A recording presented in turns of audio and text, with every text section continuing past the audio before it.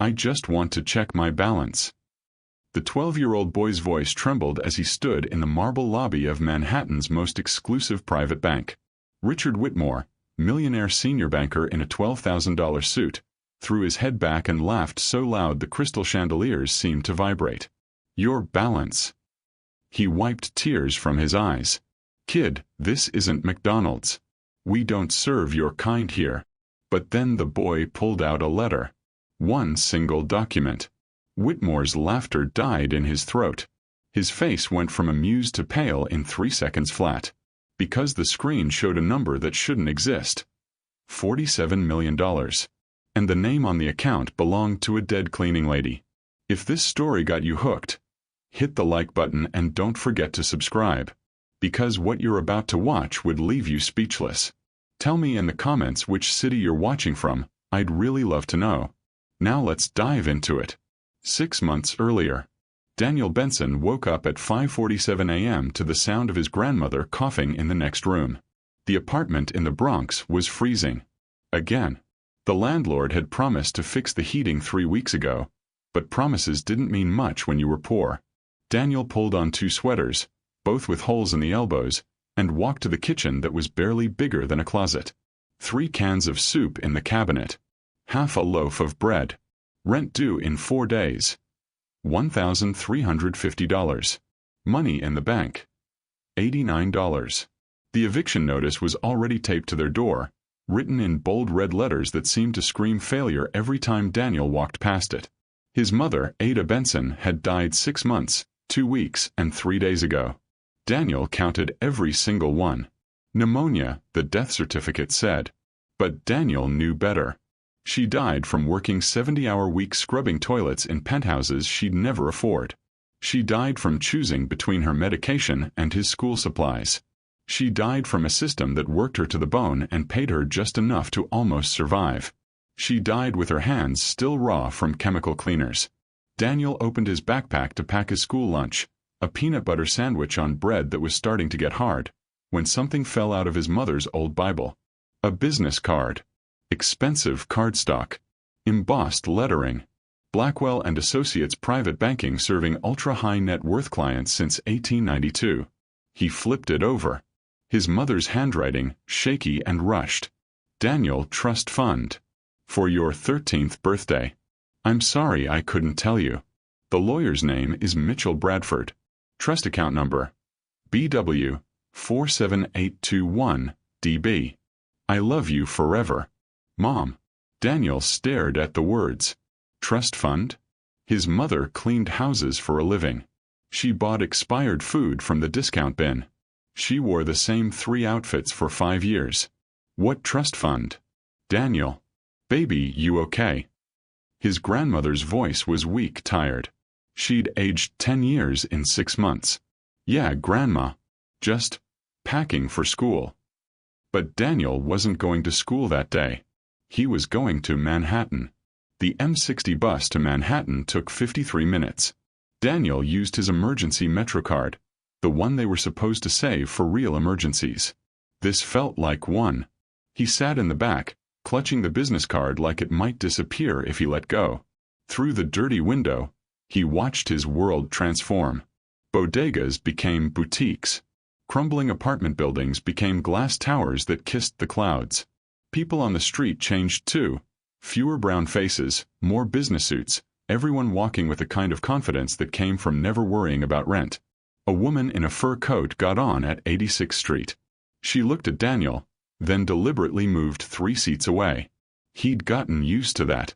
Poor was apparently contagious. The bus stopped at Lexington Avenue.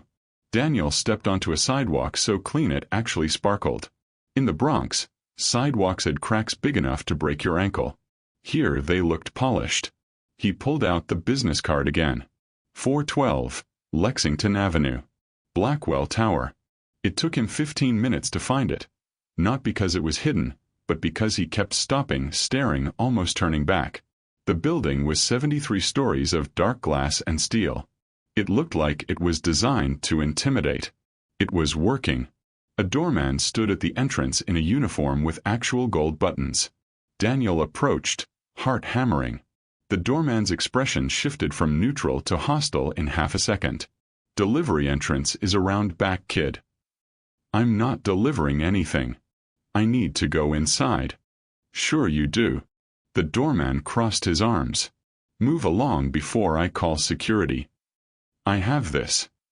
Daniel held up the business card with shaking hands. The doorman squinted at it. Confusion flickered across his face. Where'd you steal that? I didn't steal it. It's my mother's. Wait here. The doorman disappeared inside. Daniel stood on the pristine sidewalk for 8 minutes. People in expensive clothes walked past. Some ignored him. Some stared like he was a zoo animal. One old man actually said, "Disgusting," loud enough for Daniel to hear. The doorman returned with a woman in a gray suit so sharp it could cut. She looked at Daniel like he was gum on her shoe. You have a Blackwell card? Daniel handed it to her. She examined it like it might explode. Where did you get this? My mom. She passed away 6 months ago.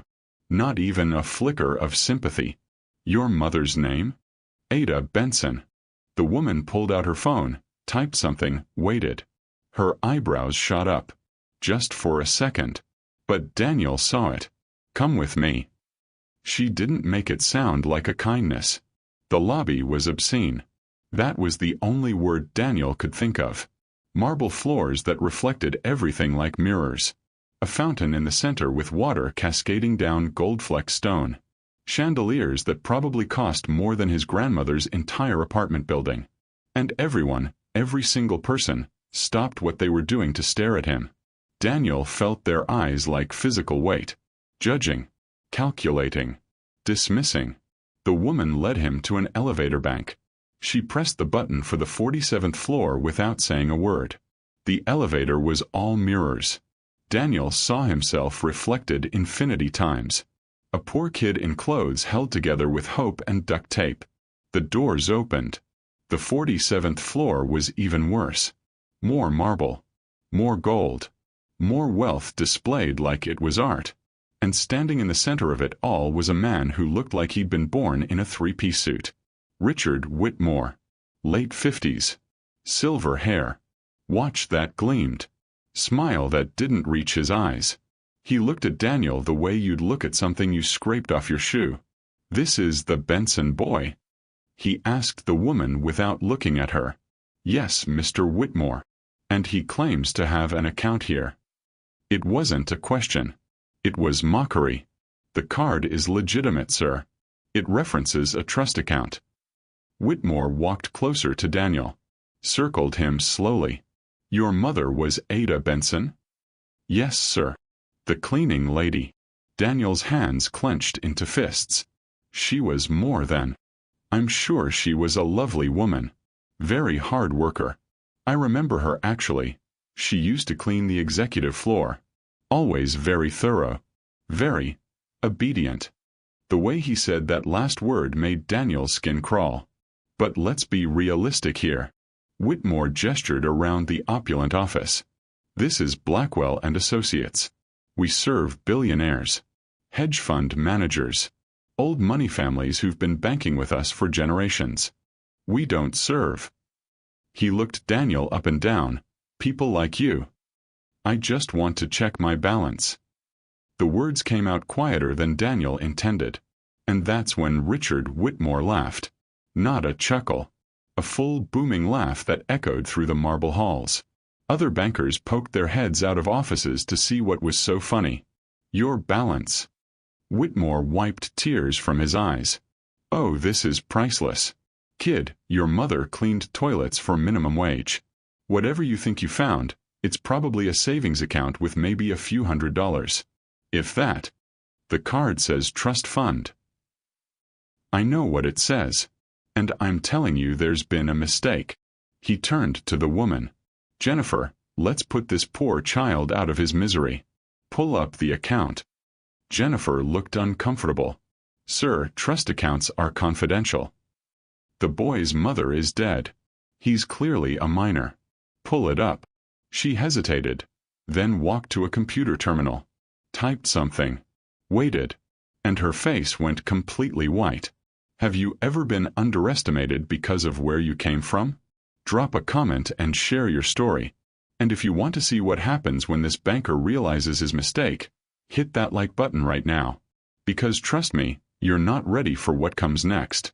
Jennifer's hands trembled on the keyboard. Mr. Whitmore, I think you should see this privately.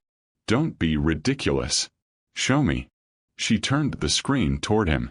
Richard Whitmore's face went through 5 expressions in 3 seconds. Confusion, disbelief, shock, fear, and something else Daniel couldn't quite identify. Rage, maybe. Or panic. That's impossible. Whitmore leaned closer to the screen. Run it again. I've run it twice, sir. The account is verified. Let me see it. Whitmore practically shoved her aside. He stared at the screen for 15 seconds of pure silence. The other bankers who'd been watching started whispering. Daniel stood frozen, his heart trying to escape through his throat. Sir. Jennifer's voice was barely a whisper. What should I?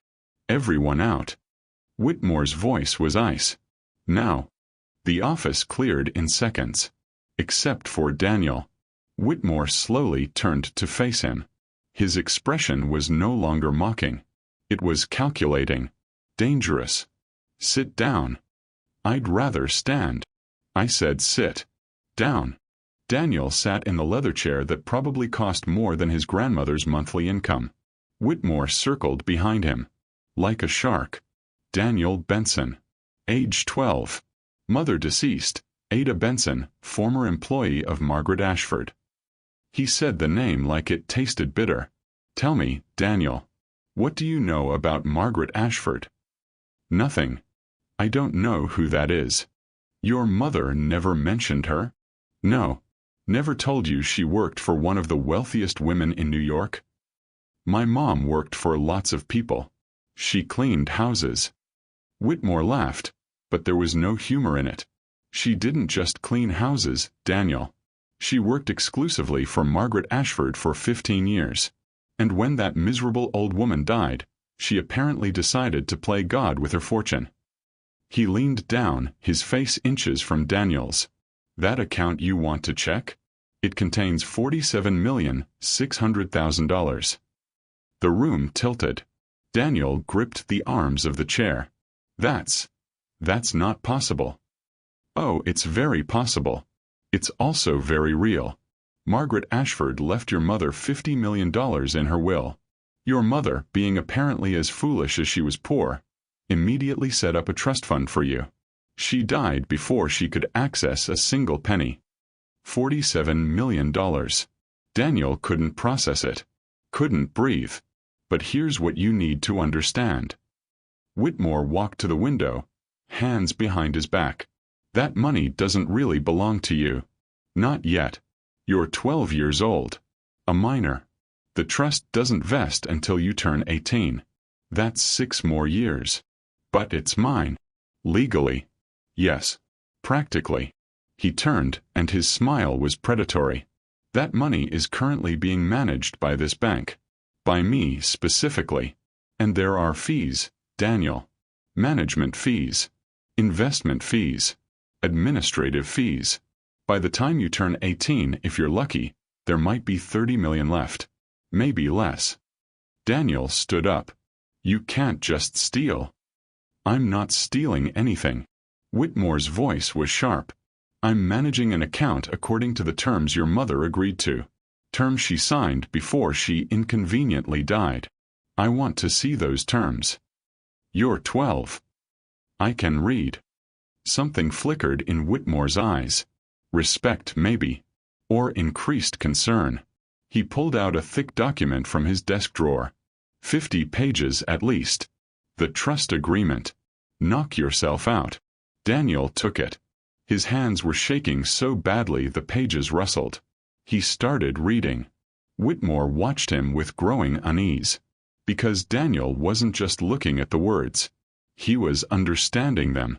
Here's what Richard Whitmore didn't know about Daniel Benson. The kid was brilliant. Not normal 12-year-old smart. Genuinely, frighteningly brilliant. His mother had noticed it when he was 4, and he taught himself to read using cereal boxes and street signs. By 6, he was doing math problems that confused kids twice his age. By 10, he was reading his mother's legal documents and explaining them to her. Ada Benson had sacrificed everything to keep Daniel in school, even when they could barely afford food. "Education is the only way out," she'd say. "Remember everything they teach you. One day it'll save you." Daniel had perfect recall. Photographic memory, his teachers called it. He read the trust document in 7 minutes. Most lawyers would need an hour. He looked up at Whitmore. Section 12, paragraph 4 says you can charge a maximum of 1.2% annual management fee. That's $564,000 per year. Nowhere does it authorize the additional fees you mentioned. Whitmore's jaw tightened. Those are standard industry. Section 18 specifically prohibits any fees not explicitly listed. You just tried to steal millions from me.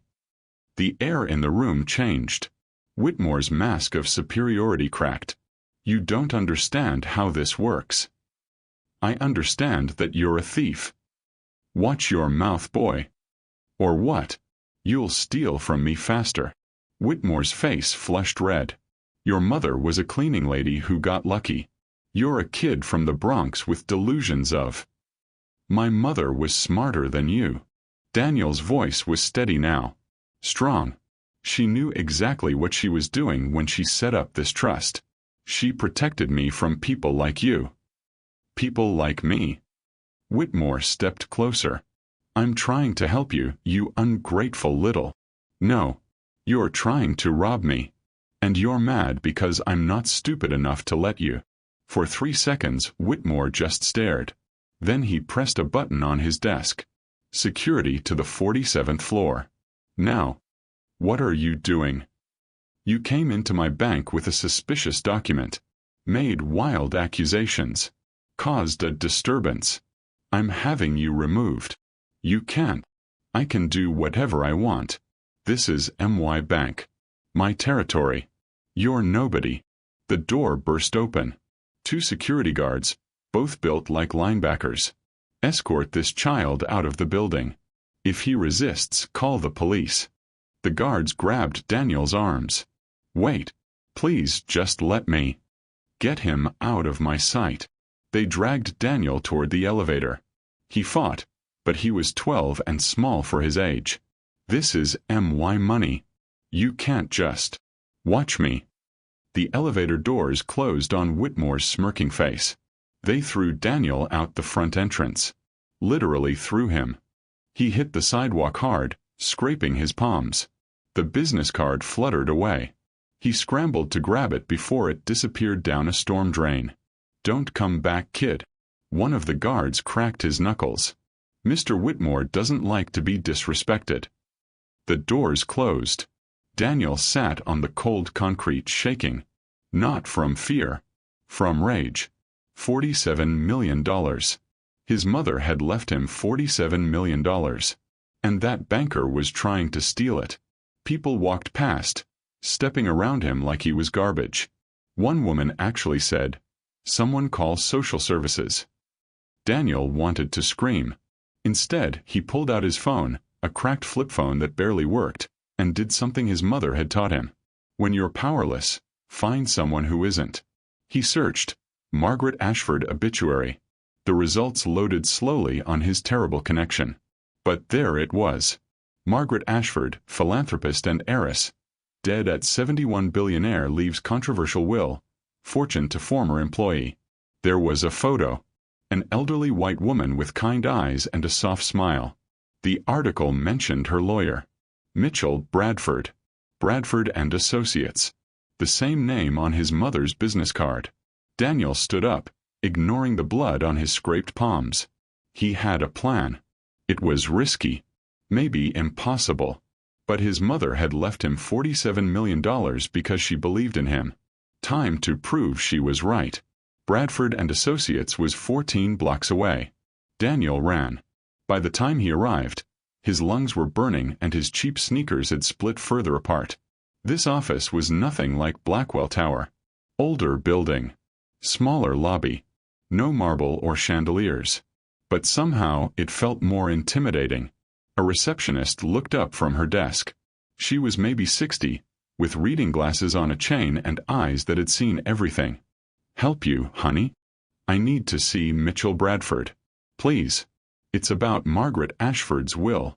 Her expression changed instantly. "What's your name?" "Daniel Benson." She picked up the phone, pressed a button. "Mitchell. There's a Daniel Benson here. Says it's about the Ashford estate." A pause. "Yes, that Benson." She hung up. "Third floor. Office 307. Elevator's broken, take the stairs." Daniel climbed 3 flights, his heart pounding. Office 307 had a frosted glass door with gold lettering. He knocked. "Come in." Mitchell Bradford was not what Daniel expected. He'd imagined some slick corporate lawyer. Instead, he got a man in his 70s with wild white hair, a cardigan with elbow patches, and the kindest eyes Daniel had ever seen. Daniel Benson. Bradford stood, extending his hand. "I've been hoping you'd come. Please sit." Daniel shook his hand and sat. Bradford studied him for a long moment. "You look like your mother." She had that same determined expression.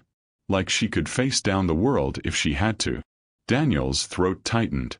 "You knew her." "I did. Not well, but enough to know she was extraordinary. Margaret Ashford spoke of her constantly. Said Ada was the only real friend she'd had in 20 years. What happened? Why did Ms. Ashford leave her so much money?" Bradford leaned back in his chair. Margaret Ashford was born into wealth. Inherited everything from her father. And she hated every minute of it. Said money turned people into monsters.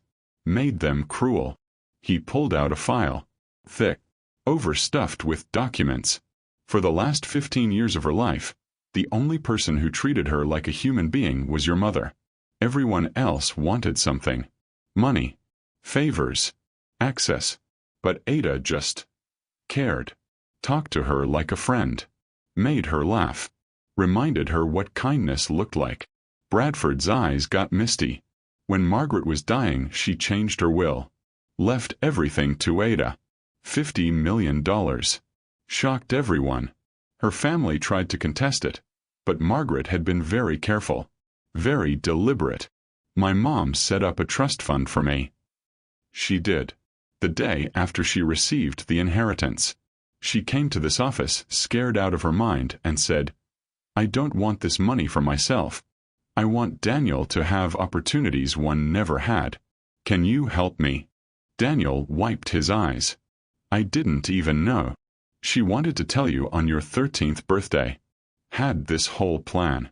But then she died." "I'm so sorry, Daniel." They sat in silence for a moment. Then Daniel took a breath. "Mr. Bradford, the banker at Blackwell, Richard Whitmore, he tried to steal from me. He said there are fees that will drain the account before I turn 18. He had me thrown out when I questioned him." Bradford's expression darkened. "Did he now? Is there anything I can do? I'm just a kid. Nobody's going to listen to me." Mitchell Bradford smiled. It was not a kind smile. It was the smile of a man who'd been practicing law for 50 years and knew exactly how to destroy someone. "Daniel, I've got very good news for you." "What?" "I'm not just Margaret Ashford's lawyer. I'm the executor of your mother's estate. Which means I'm the trustee of your trust fund until you turn 18. He pulled out another document. "And I've been reviewing the account statements from Blackwell and Associates. Richard Whitmore has been stealing from you for 6 months." Mitchell Bradford spread 6 months of bank statements across his desk like playing cards. Each one told a story. And every story was theft. "Look here." Bradford pointed to a line item. "Administrative fee. $47,000. There's no such fee in the trust agreement." He said it was standard. It's not. It's fiction. Bradford flipped to another statement. "Portfolio rebalancing fee, $63,000. Transaction processing fee, $28,000. Quarterly audit fee, $52,000. Every single one of these is invented, completely unauthorized. Daniel stared at the numbers. They blurred together. How much has he stolen? Bradford did the math on a calculator that looked older than Daniel. In 6 months. Approximately $890,000. Daniel felt sick. That's almost $1 million. It gets worse. Bradford pulled out another document. He's also been making unauthorized investments. High-risk, high-commission trades that benefit him, not you. He's using your money to gamble. Can we stop him? We can do better than stop him. Bradford's smile was sharp. We can destroy him. How? Richard Whitmore sits on the board of the New York Banking Commission. He's considered a pillar of the financial community. Respected. Connected. Untouchable. Bradford leaned forward. But if we can prove he's been systematically defrauding a minor, a poor orphan child whose mother just died, he doesn't just lose his job.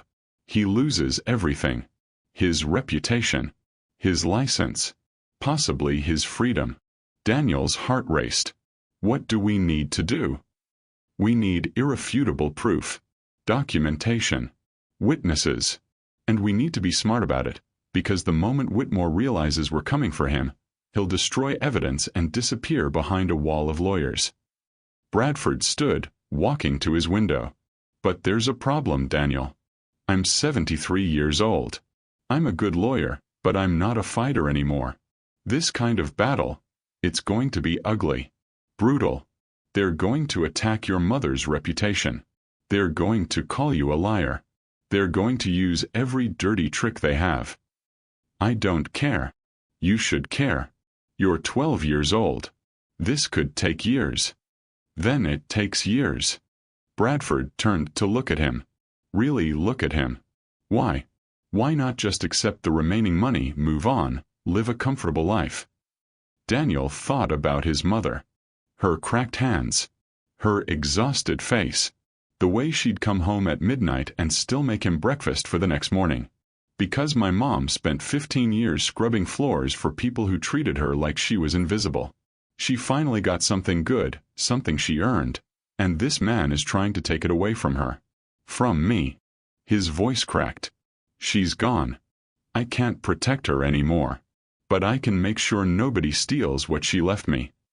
Bradford's eyes were wet. Your mother would be so proud of you. He extended his hand. All right, Daniel Benson. Let's go to war. They spent 3 hours strategizing. Bradford made phone calls. Pulled files. Contacted people whose names Daniel didn't recognize but whose importance was clear from the way Bradford's voice changed when he spoke to them. By 4 p.m. they had a plan. First, Bradford said, we need to document everything. Every statement, every transaction, every communication. We build an airtight case. How long will that take? 2 weeks, maybe 3. I'll subpoena records from Blackwell. They have to comply. What if Whitmore destroys them? Banks keep triple backups. Digital, physical, offsite. He can't destroy everything. Bradford pulled out a legal pad covered in notes. Second, we go to the New York State Banking Department. File a formal complaint. That triggers an investigation. Will they believe us? Not at first. You're a kid. I'm an old lawyer representing you. Whitmore is establishment. But once they see the evidence, they'll have no choice. What about the money he already stole? Can we get it back? Every penny. Plus interest. Plus punitive damages. We're going to sue him personally and the bank. Daniel felt something he hadn't felt in 6 months. Hope. When do we start? We already have. Bradford handed him a business card. This is Karen Chen. She's an investigative journalist with the New York Times. She's been trying to write about corruption in private banking for years, but nobody will talk to her. You want me to talk to a reporter? I want you to tell your story. Margaret Ashford was a public figure. Your mother's inheritance made news when it happened. If we can get the press interested, it puts pressure on everyone involved. Daniel looked at the card. What if they don't believe me? They will. Because you're not going to lie or exaggerate. You're going to tell the truth. And the truth is powerful. Bradford stood. But Daniel, I need you to understand something. The moment we do this, the moment we file that complaint and talk to that reporter, your life changes. People are going to know who you are. You'll be in the news. There will be attention. Some of it good, most of it bad. I don't care about. Let me finish. Bradford's voice was firm. Whitmore has friends. Powerful friends. They're going to come after you. Dig into your life. Your mother's life. They'll look for anything they can use to discredit you. He paused. They might even threaten you. The room felt colder. Threaten me how? Lawsuits. Intimidation. I've seen it before. Rich people don't like losing, especially to people they consider beneath them. Daniel thought about his grandmother. About their apartment with the broken heater and the eviction notice. What if they go after my grandmother? They might try. Which is why we're going to protect her too. I have a friend who handles security. He owes me a favor. Bradford sat down heavily. I need you to be absolutely sure, Daniel. Because once we start this, there's no going back. Are you ready for that? Daniel looked at his mother's signature on the trust documents. Her handwriting was shaky. She'd been sick when she signed them. But she'd done it anyway. For him. I'm ready. Karen Chen met them at a small cafe in Brooklyn 3 days later. She was younger than Daniel expected. Maybe 35, with sharp eyes and a recording device that looked professional. Daniel Benson. She shook his hand. Thank you for meeting me. They sat in a corner booth. Bradford had coached him. Be honest. Be yourself. Don't embellish. Karen pressed record. Tell me what happened. From the beginning. So Daniel did. He told her about finding the business card. About the bus ride to Manhattan. About the doorman who called him a thief.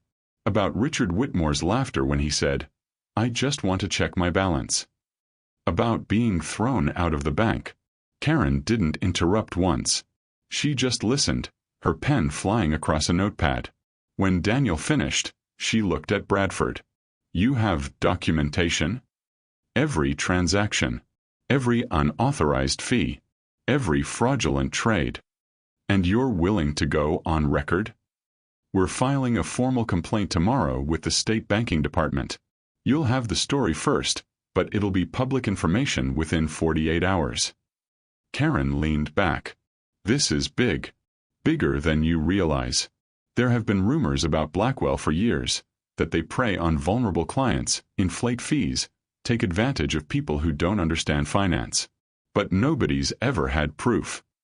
She looked at Daniel. You're the proof. What happens now? Daniel asked. I write the story. It'll run in Sunday's paper. Front page if my editor agrees. Then the world knows what Richard Whitmore did. Will it matter? He's rich. Connected. Karen smiled. You'd be surprised how fast connected people disappear when sunlight hits them. Rich people hate scandals. They'll throw Whitmore under the bus to protect themselves. She closed her notebook. I need to ask you something personal, Daniel. And you can say no. Okay. Your mother, Ada Benson. Margaret Ashford left her $50 million. Some people are going to say she manipulated a dying woman. That she didn't deserve that money. How do you respond to that? Daniel felt anger rise in his chest. My mother worked for Ms. Ashford for 15 years. She cleaned her house, made her meals, kept her company. When Ms. Ashford's own family abandoned her, my mom was there. She earned every single dollar. His voice shook. And she never even got to spend it.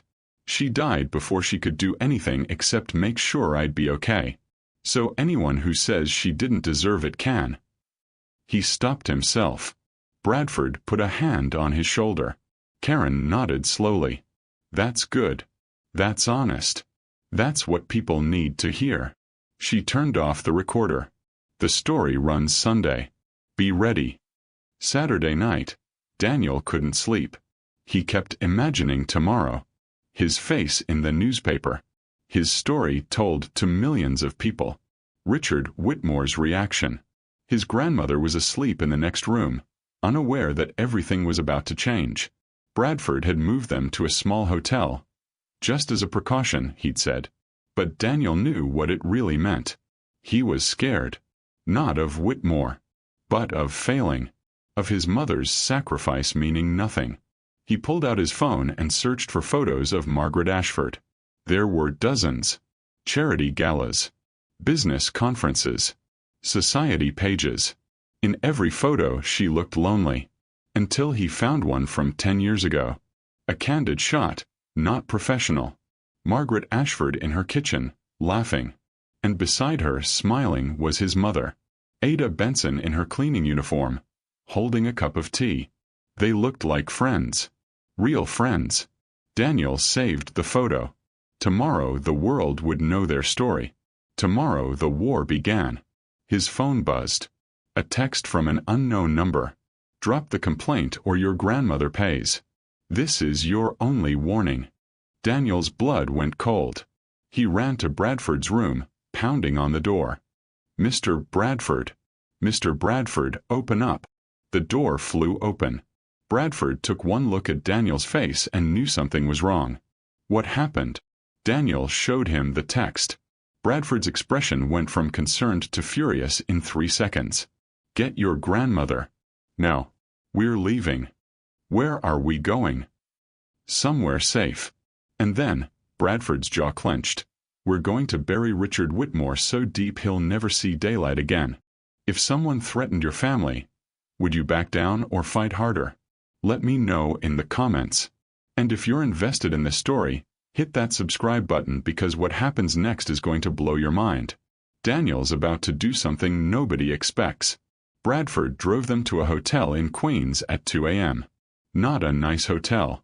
A place where people paid cash and didn't ask questions. Daniel's grandmother was confused and scared. Baby, what's happening? Why did we leave in the middle of the night? It's okay, Grandma. Mr. Bradford is helping us. Helping us with what? Daniel showed her the text. Her hand went to her mouth. Oh my God. Daniel, what did you do? I tried to get my inheritance. Mom's inheritance. And they're trying to stop me. Bradford was on the phone in the corner, voice low and urgent. I don't care what time it is. I need protection detail on a 70-year-old woman and a 12-year-old boy. Yes, credible threat. Whitmore. You know the name. A pause. Good. I'll send the address. He hung up and turned to them. Security will be here in 20 minutes. Former NYPD. They'll keep you safe. Daniel's grandmother looked at Bradford with tears in her eyes. We can't afford security. We can barely afford food. It's handled, Mrs. Benson. Consider it part of the legal fees. We can't pay legal fees either. I'm working pro bono. Your daughter-in-law's estate will cover costs once we win. And we will win. Bradford sat down heavily. He suddenly looked every bit of his 73 years. I'm sorry. I should have anticipated this. Whitmore is desperate. Desperate people do stupid things. This is my fault, Daniel said. I should have just accepted the money and... Don't you dare. Bradford's voice was sharp. You did nothing wrong. Your mother left you that money. Whitmore stole it. He's the criminal here, not you. A knock at the door. Everyone froze. Bradford looked through the peephole, then relaxed. It's security. He opened the door to reveal 2 men who looked like they could stop a truck with their bare hands. This is Marcus and Terrell. They're going to keep you safe. Marcus, the older one, nodded at Daniel's grandmother. Ma'am, we'll be stationed outside your door. Nobody gets in without going through us first. Terrell added, we'll also be escorting you anywhere you need to go.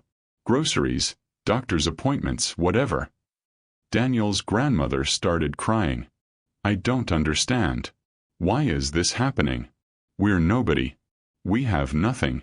You have $47 million, Bradford said gently. That makes you somebody, whether you like it or not. The New York Times landed on doorsteps across the city at 6 a.m. Front page. Above the fold. Banking giant accused of defrauding orphan child millionaire banker allegedly stole nearly $1 million from 12-year-old's trust fund. There was a photo of Daniel. And a photo of Richard Whitmore in a tuxedo at some charity gala. The contrast was deliberate. Daniel read the article on Bradford's phone, his hands shaking. Karen Chen had done her job perfectly. Every detail, every theft, every cruel word Whitmore had said. And she'd found more. Interviews with other Blackwell clients who'd noticed suspicious fees. A former employee who said, Whitmore has been doing this for years. He targets people who don't understand finance. The elderly. Recent immigrants. People who won't fight back. The article ended with a quote from Daniel. My mother spent 15 years taking care of someone who needed help. When that person tried to thank her, a banker decided to steal it. I won't let him erase what my mother did. I won't let him win. Bradford's phone started ringing. And didn't stop. News stations. Other newspapers. Radio shows. Everyone wanted to talk to Daniel. Don't answer any of them yet, Bradford said. We control the narrative. We decide when and how you speak. At 8 a.m., Bradford's phone rang again. He looked at the caller ID and smiled. This one I'll take. He answered on speaker. Mitchell, Bradford. Mr. Bradford, this is Catherine Morrison, Deputy Director of the New York State Banking Department. I'm calling about the Benson case. I haven't filed the formal complaint yet. That's scheduled for Monday morning. I'm aware. I read the Times article. I'm calling to inform you that we're opening an immediate investigation into Blackwell and Associates, specifically into Richard Whitmore's management of the Benson Trust. Bradford's smile grew. I see. We'll need full access to all documentation, account statements, transaction records, communication logs, everything. You'll have it by noon. Thank you. And Mr. Bradford? Off the record. Yes. Destroy him. She hung up. Daniel looked at Bradford. Did she just? She did. Bradford laughed. The banking department doesn't like scandals. Makes them look incompetent. They're going to come down on Whitmore like the hammer of God. His phone rang again. This time, the caller ID made Bradford's expression turn serious. It's Blackwell's legal team. He answered. Mitchell, Bradford. A woman's voice, cold and professional. Mr. Bradford, I'm Jennifer Walsh, General Counsel for Blackwell and Associates. I'm calling regarding the inflammatory and defamatory article in this morning's Times. Nothing in that article is defamatory. Everything is documented fact. We dispute that characterization. Mr. Whitmore's management of the Benson Trust has been exemplary. Any fees charged were authorized and appropriate. Then you won't mind providing documentation proving that. A pause. We're prepared to make a settlement offer. Bradford's eyebrows shot up. How prepared? Mr. Whitmore is willing to refund all management fees, approximately $890,000, if Mr. Benson signs a non-disclosure agreement and retracts his allegations. So Whitmore wants to buy Daniel's silence. We prefer to think of it as resolving a misunderstanding. Bradford looked at Daniel. Daniel shook his head firmly. Ms. Walsh, my client declines. We'll see you in court. Mr. Bradford, I strongly advise. And I strongly advise you to hire better clients. Goodbye. He hung up. Daniel's heart was pounding. We just turned down almost $1 million. We did. Because if we settle now, Whitmore gets away with it. He'll do this to someone else. And we'll never prove he's been doing it for years. Bradford pulled out his laptop. Besides, we're not suing for $890,000. We're not. No. Bradford typed something, then turned the screen to show Daniel. A legal complaint. Against Richard Whitmore personally. Against Blackwell and Associates. For fraud. breach of fiduciary duty, theft, emotional distress. Total damages requested, $50 million. Daniel's vision blurred. $50 million. Your mother's entire inheritance. Because Whitmore's actions have caused you to lose faith in the financial system. You've suffered emotional trauma. Your education has been disrupted. Your sense of security has been violated. Bradford smiled. And juries love punishing rich people who steal from orphans. Bradford arranged a press conference for Monday afternoon. On the steps of the New York State Banking Department. Dozens of cameras. Reporters shouting questions. Daniel stood behind a podium that was too tall for him. Microphones clustered like flowers. He'd never been so terrified in his life. Bradford stood beside him, hand on his shoulder. Just read what we wrote. Don't improvise. And if you need to stop, squeeze my hand. Daniel nodded. He unfolded the paper with shaking hands. My name is Daniel Benson. I'm 12 years old. 6 months ago, my mother, Ada Benson, died from pneumonia.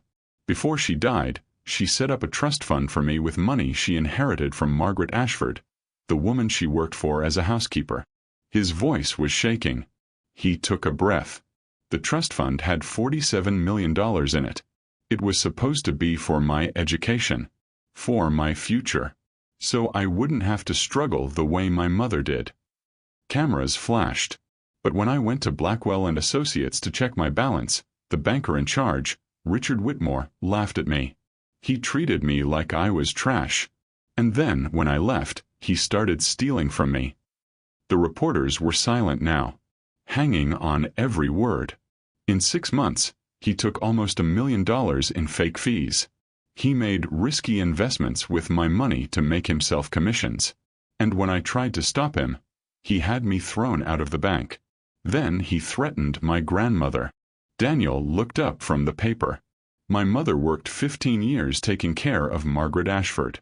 She earned that money by being kind, by being loyal, by treating someone with dignity when nobody else would.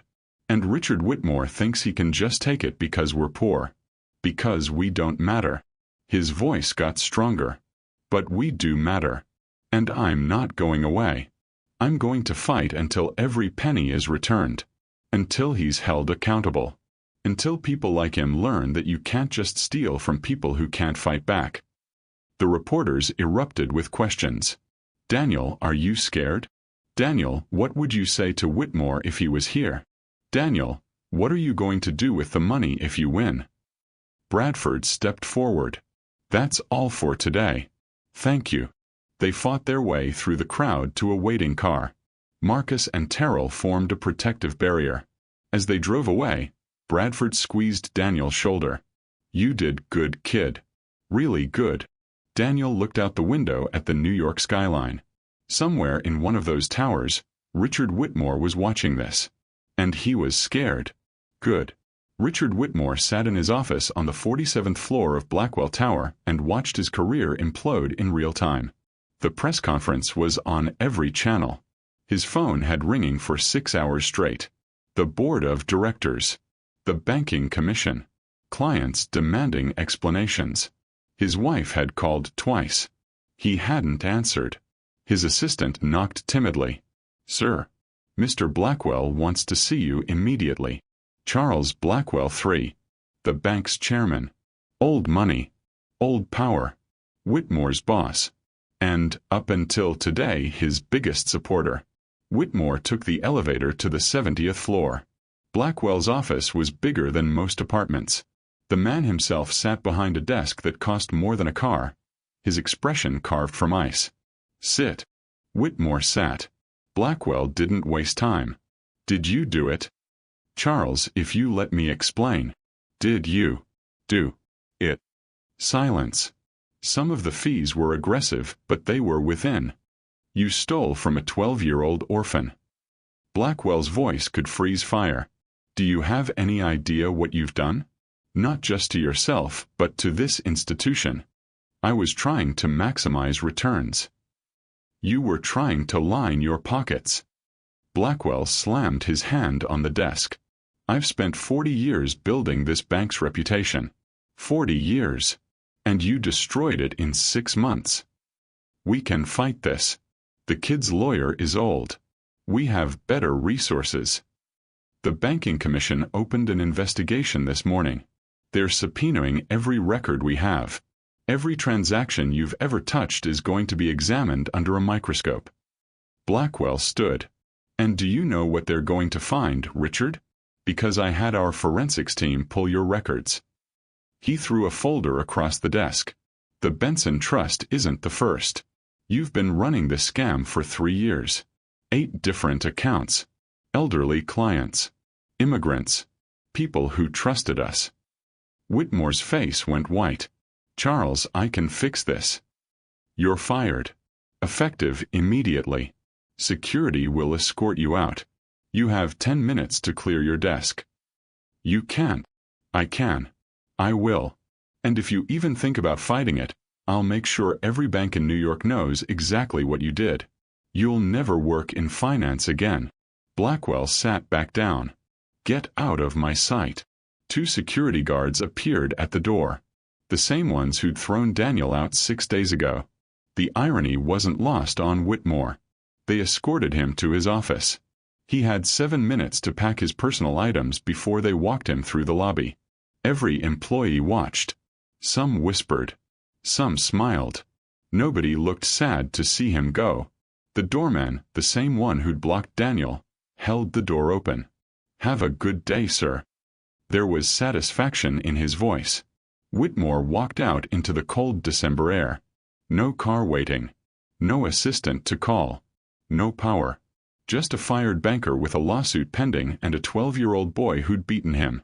Have you ever seen a bully get what they deserved? Tell me your story in the comments. And if you want to see how Daniel's story ends, you need to hit that subscribe button right now. Because part 5 is going to show you something beautiful. The courtroom was packed. Daniel sat at the plaintiff's table next to Mitchell Bradford, wearing a suit that actually fit, the first new clothes he'd owned in 3 years. Across the aisle, Richard Whitmore sat with 3 lawyers who looked like they cost $1,000 an hour. He'd aged in 6 months. Gray hair. Hollow eyes. The confidence completely gone. The judge entered. Everyone stood. Please be seated. We're here for the matter of Benson versus Whitmore and Blackwell and Associates. Daniel's hands were sweating. This was it. 6 months of depositions, document reviews, investigations. The Banking Commission had found everything Bradford suspected. Years of fraud, dozens of victims, millions stolen. Whitmore had been charged criminally. But this was the civil case. This was about Daniel's money. The judge looked at Whitmore's legal team. Counsel, I've reviewed your motion to dismiss. I'm denying it. This case has merit and will proceed to trial unless. She paused. Unless there's been a settlement discussion I'm not aware of. Whitmore's lead attorney stood. Your Honor, my clients would like to propose a settlement. Bradford stood immediately. We've rejected 4 settlement offers, Your Honor. Unless this one is substantially different. It is. The attorney looked uncomfortable. Blackwell and Associates is prepared to offer full restitution of all stolen funds. $890,000, plus an additional $5 million in damages. They will also commit to comprehensive policy reforms and third-party oversight of all trust accounts. Murmurs through the courtroom. Additionally, the attorney continued, Mr. Whitmore will personally apologize to Mr. Benson and resign from all positions in the banking industry. The judge looked at Daniel. Mr. Benson, you're the plaintiff. What do you think? Daniel looked at Bradford. Bradford whispered. It's a good offer. Almost $6 million. We might not do better at trial. But we might do worse. We might. Daniel thought about his mother. About 15 years of scrubbing floors. About the inheritance meant to change his life. He stood up. Your Honor, can I ask Mr. Whitmore a question? The judge raised her eyebrows. That's unusual. But yes. Daniel turned to face Whitmore. Why did you do it? Whitmore's lawyers immediately started objecting, but the judge silenced them. Let him answer. Whitmore stood slowly. For a long moment, he just looked at Daniel. Then, quietly, "Because I could." The courtroom was silent. I saw a poor kid with money he didn't understand. Money I thought he didn't deserve. And I convinced myself that taking some of it wasn't really stealing. It was just redistribution. His voice cracked. "But I was wrong.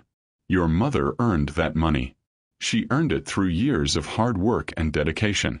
And you deserved every penny she left you." Whitmore's eyes were wet. "I'm sorry, Daniel. Truly. I wish I could undo what I did. But I can't. All I can do is accept responsibility and try to make it right." Daniel stared at him. This man had laughed at him, had thrown him out of a bank, had threatened his grandmother, and now he was apologizing. Daniel looked at the judge. "Your Honor, I'd like to accept the settlement.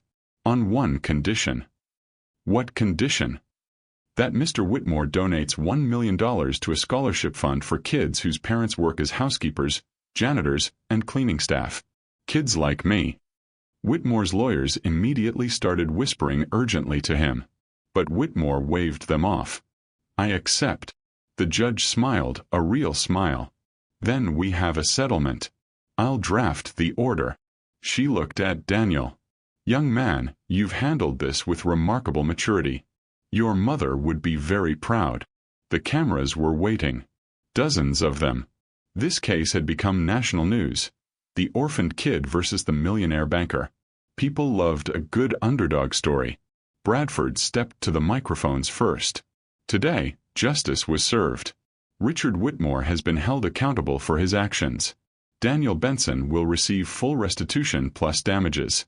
And most importantly, reforms will be implemented to ensure this never happens to another vulnerable client. He stepped aside. Daniel took a deep breath and approached the microphones. 6 months ago, I just wanted to check my balance. I didn't want to be famous. I didn't want to fight anyone. I just wanted to understand what my mother left me. His voice was stronger now than it had been at the first press conference. What happened to me wasn't unique. Mr. Whitmore admitted he'd done this to other people. People who were scared to fight back. People who thought the system would never listen to them. Daniel looked directly into the cameras. But the system did listen. Because we didn't give up. Because Mr. Bradford believed in me. Because people like Karen Chen told our story. And because sometimes, even when you're 12 years old and poor and nobody thinks you matter, sometimes you can still win. The reporters erupted with questions. "Daniel, what are you going to do with the money?" Daniel had thought about this a lot. "First, I'm making sure my grandmother never has to worry about rent or heat or food again. She raised me when my mother couldn't. She deserves to be comfortable. And the rest. I'm going to finish school. Maybe college. My mother always said education was the only way out. I want to prove she was right." He paused. "And I'm going to make sure the scholarship fund actually helps people. Kids whose parents work hard but don't make much money. Kids who deserve a chance." A reporter called out, "Do you forgive Richard Whitmore?" Daniel considered the question. "I don't know yet. Maybe someday. But forgiveness doesn't mean forgetting. And it doesn't mean letting him off easy. He has to live with what he did. That's punishment enough." Bradford put his hand on Daniel's shoulder. "That's all for today. Thank you." They walked to the waiting car, a nice one this time, hired by Bradford's firm. Marcus and Terrell had been released from duty 2 months ago when the threats stopped. Turned out bullies back down when you punched back hard enough. As they drove away, Daniel looked back at the courthouse. 6 months ago, he'd been a scared kid with a crumpled business card and no idea what to do. Now he was, what? Not rich yet. The money was still in the trust until he turned 18. But secure. Safe. And something else. Proud. His mother had given him a gift. Not just money. But the chance to stand up for himself. To fight. To matter. Daniel walked through the doors of Eastside Preparatory Academy. Private school. Full scholarship funded by his settlement. The uniform felt weird. khakis and a polo shirt instead of his usual worn jeans. But he was getting used to it. His grandmother had cried when he got accepted. Happy tears for once. They'd moved out of the Bronx apartment 6 months ago. Not to Manhattan, that felt too much too fast. But to a nice neighborhood in Queens. 2 bedrooms. Heat that worked. A kitchen where they could actually cook. His grandmother had a doctor now. Regular checkups. Medication she could afford. She'd gained 15 pounds and started smiling again. Daniel walked to his locker, avoiding eye contact. Some kids knew who he was, the kid from the news. Most didn't care.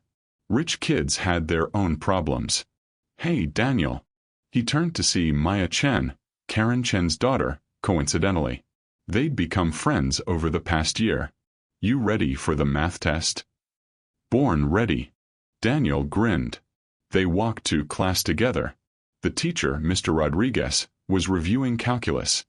Stuff Daniel had taught himself 2 years ago from library books. He tried to pay attention anyway. After class, Maya nudged him. You know Mr. Rodriguez is on the scholarship committee, right? For what? The Benson Fund. The one Whitmore funded. They're reviewing applications next month. Daniel had almost forgotten. The scholarship fund had grown to $1.2 million. Whitmore's million-plus donations from people inspired by the story. They'd already awarded 10 scholarships. Kids whose parents cleaned houses, drove buses, worked retail. Kids like Daniel used to be. Are you going to sit in on the selections? Maya asked. Bradford thinks I should. Says it's my fund. It's a good thing you're doing. Daniel shrugged. It's what my mother would have wanted. That night, Daniel sat at his desk doing homework when his grandmother knocked. Baby, there's something I need to give you. She sat on his bed, holding an envelope. Old. Yellowed. Sealed. Your mother gave this to me the week before she died. She made me promise not to open it. Said it was for you when you were ready. Daniel's throat tightened. When did she think I'd be ready? She said, give it to him when he wins. His hands shook as he took the envelope. His mother's handwriting. For Daniel. When you're brave enough to fight. He opened it carefully. Inside was a letter. 4 pages. His mother's handwriting, shaky but clear. My dearest Daniel. If you're reading this, then you know about the money. And knowing you, you've probably already tried to do something with it that scared you half to death. I need you to understand something. Margaret Ashford didn't just give me money. She gave me dignity. For 15 years, I cleaned her house. And for 15 years, she treated me like I mattered. Like I wasn't invisible. When she got sick, she told me, Ada, I have more money than I'll ever spend. And I have no one to leave it to. But you have a son who's brilliant. Who's kind. Who deserves every opportunity one had just because I was born into the right family. So she left me $50 million. Not because I asked. Not because I expected it. But because she wanted to change your life the way she couldn't change hers. I set up the trust for you because I wanted you to have choices I never had. I wanted you to go to good schools. To meet people who could help you. To never have to choose between food and medicine. But more than that, I wanted you to learn something important. You are not invisible. You matter. Your voice matters. Your dreams matter. People will try to take this from you. They'll say you don't deserve it. That people like us don't belong in their world. That we should be grateful for scraps and stay quiet. Don't believe them. You deserve everything you can earn. Everything you can build. Everything you can become. Be brave, my beautiful boy. Be strong. And never, ever let anyone make you feel small. I love you forever. Mom. Daniel couldn't see through his tears. His grandmother was crying too. She knew, Daniel whispered.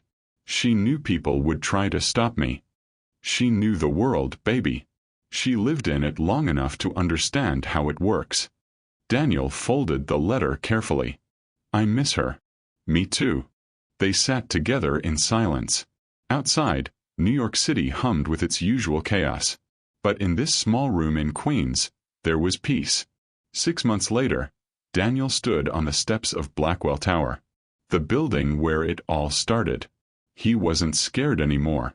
He walked through the revolving doors into the marble lobby. The same fountain. The same chandeliers. But everything felt different. Because he was different. The doorman, a new one, not the one who'd blocked him, nodded respectfully. "Can I help you, young man? I'm here to meet with Mr. Carrington." Name: Daniel Benson. The doorman's eyes widened in recognition. Of course. 47th floor. They're expecting you. Daniel rode the elevator up. He'd been invited to speak to Blackwell's new ethics training program, Bradford's idea. "Show them what happens when they forget that clients are human beings," Bradford had said. The elevator doors opened. The 47th floor was the same. But in the center, where Richard Whitmore's office used to be, was now a conference room. 50 Blackwell employees sat waiting. Young bankers. Financial advisors. Trust managers. Daniel walked to the front of the room. "My name is Daniel Benson. 18 months ago, I walked into this building with a business card and no idea what I was doing. What happened next changed my life." He told them the story. Not for sympathy, but as a warning. The people who trust you with their money, they're not numbers on a spreadsheet. They're not fees to maximize or transactions to optimize. They're human beings with dreams and fears and families. He looked around the room. Some of you will be tempted to take advantage of clients who don't understand finance, who seem vulnerable, who won't fight back. His voice got hard. Don't, because eventually someone will fight back, and when they do, you'll lose everything. He paused. But more importantly, don't because it's wrong. Because those people deserve better. Because you're better than that. The room was silent. Daniel picked up his bag. "That's all I have to say. Thank you for listening." As he walked out, several young bankers stopped him, shook his hand, said thank you. One woman, maybe 25, pulled him aside. "My mother was a cleaning lady," she whispered. "I got here on scholarships and loans. And every day I worry I don't belong." Daniel smiled. "You belong. Don't let anyone tell you different." Daniel walked out of Blackwell Tower into the bright afternoon sun.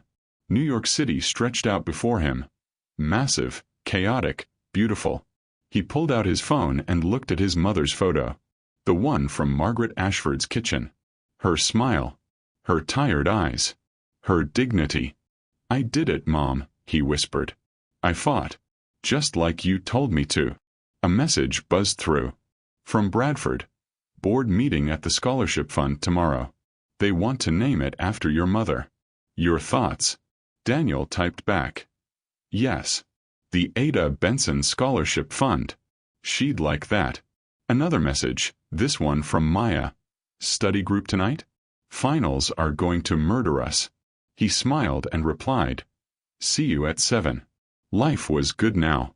Not perfect. There were still hard days, moments when he missed his mother so much he couldn't breathe. But good. He had security, education, opportunity, everything his mother had wanted for him. And he had something else too. A voice. The knowledge that even when you're small, even when you're scared, even when the whole world seems designed to crush you, you can still stand up. You can still fight. You can still win." Daniel Benson walked down Lexington Avenue. Just another kid in the crowd. But he knew the truth. He wasn't just another kid anymore. He was his mother's son. And that meant he could handle anything. So what do you think? Did justice prevail? Drop a comment and let me know your thoughts on Daniel's journey.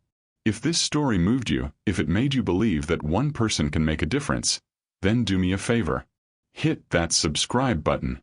Ring the notification bell. Because stories like this, stories about ordinary people doing extraordinary things, these are the stories that matter. Share this video with someone who needs to hear it. Someone who's fighting their own battle. Someone who feels small and powerless and scared. Until next time, remember, You're not invisible. You matter. Your voice matters. Never let anyone make you feel small. I'll see you in the next one.